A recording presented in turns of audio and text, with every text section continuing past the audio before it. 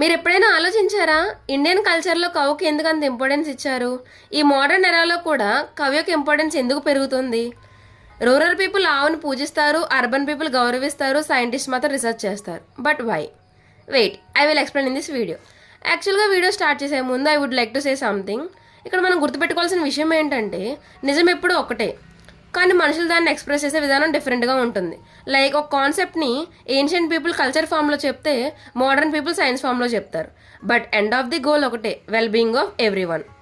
Hello everyone, welcome to episode 4 of eternally talented India. Ancient Indians had in-depth knowledge of panchagavya చికిత్స including cow urine therapy. But చాలా సంవత్సరాల వరకు ఈ విషయాన్ని modern science ఒక blind బిలీఫ్లా కన్సిడర్ చేసింది. But on June 2003, American patent office had given patent to గోమూత్రం cow urine as a antibiotic in curing diseases like TB and cancer.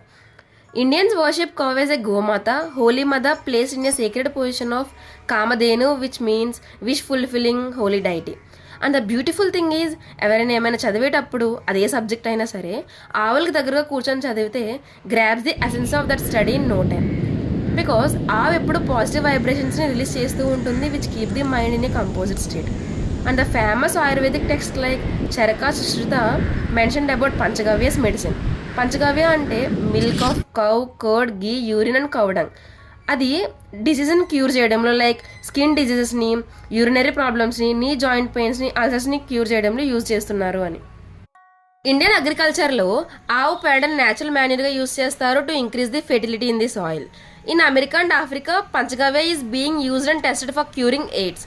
ఇప్పుడు మోడర్న్ సైన్స్ కూడా యాక్సెప్ట్ చేస్తుంది కౌ ప్రొడక్ట్స్ అనేటివి antibiotics and bio ఎన్హాన్సర్స్గా use అవుతున్నాయని. But interesting part ఏంటంటే నార్మల్గా కట్టెలు పొలాలు కాల్చక వచ్చే పొల్యూషన్ అనేది ఎన్వైరన్మెంట్ని పాడు చేస్తూ ఉంటుంది. బట్ ఆవు పేడతో చేసిన పిడకలు కాల్చడం వల్ల అట్మాస్ఫియర్ క్లీన్ అవుతుంది ఇన్స్టెడ్ ఆఫ్ పొల్యూటింగ్. అందుకే అగ్నిహోత్ర ఫైర్ రిచువల్స్ చేసేటప్పుడు కానీ, యజ్ఞాలు పర్ఫామ్ చేసేటప్పుడు కానీ ఆవు పిడకల్ని గీని కలిపి కాలుస్తారు to purify air and remove toxins. So yes, scientists have proven this effect also. In our culture, protect the cow means to protect nature, purity and nourishment. Now many NGOs are doing their best to protect the cow. This is not just part of our past, but it is a guide for our future too.